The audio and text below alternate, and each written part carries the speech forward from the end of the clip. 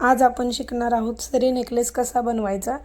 त्यासाठी आपण 20 गेजची तार घेतली आहे, त्यामध्ये 6 mm चा खरबुजा मणी ॲड करून घेतलाय। त्यानंतर आपण पाईप ॲड करून घेतलाय।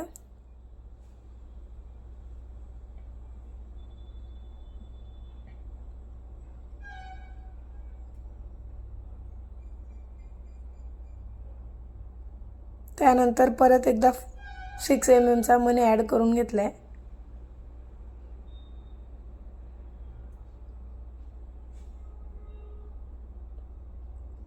त्यानंतर 4 mm चा खरबुजा मणी ॲड करून त्यामध्ये लॉरियल्स ॲड करून घेतलेत आपण। परत एकदा 4 mm चा खरबुजा मणी ॲड करून 6 mm चा खरबुजा मणी ॲड केलाय।